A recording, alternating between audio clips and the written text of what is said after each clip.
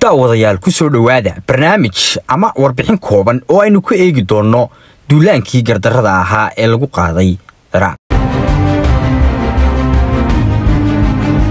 waa subaxnimo 5:34 Maarch 20keedii 2003 weerar laba jiha ah ayaa ku bilowday dalka Ciraaq. duulaan ay soo qaadeen 34 dawladood oo ka kala socday dalal ay ugu cadcad yihiin Mareykanka, Ingiriiska, Australia, Spain iyo Italy. ciidamada dalalkan ka kala socday ayaa tiradooda ay dhamayd 160,000 oo askari.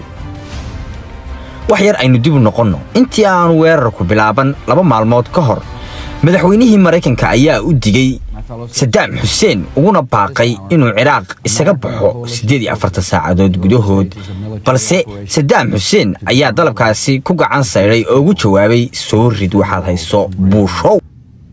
Saddam Hussein and his sons must leave Iraq within 48 hours.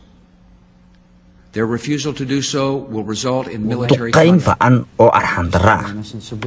in ka badan 300,000 oo dhalinyaro ah u badan oo reer galbeed ah ayaa ku mudaharaaday caalamka daafihiisa, gaar ahaan magaalooyinka London iyo New York.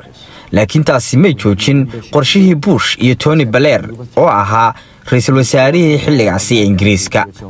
marmarsiyaha Ciraaq ee sababay in lagu soo duulo ayaa ahaa in Ciraaq haysato hubka sida ba'an wax u gumaada ee nukliyeerka, taasoo gadaal dambe ka beenowday.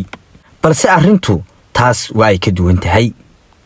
Saddam Hussein ayaa waxa uu galay 2 qalad oo waaweyn oo soo afjartay xukunkiisa kana dhigtay dalkiisa mid ciidan ahaan u daciifay halka markii hore uu xooganaa.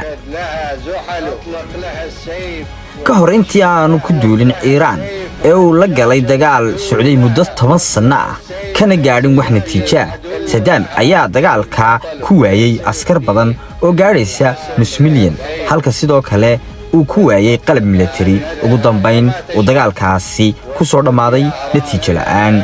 ugu dambeyn Ciraaq dagaal ay ku qaadeen xulafada NATO oo aan ugu aqaano ciidamada Saliibiyiinta oo huwan markan magac dawladeed. dagaalkaas oo laba jiha ahaa ayaa lagaga adkaaday Saddam Hussein iyo xukunkiisii.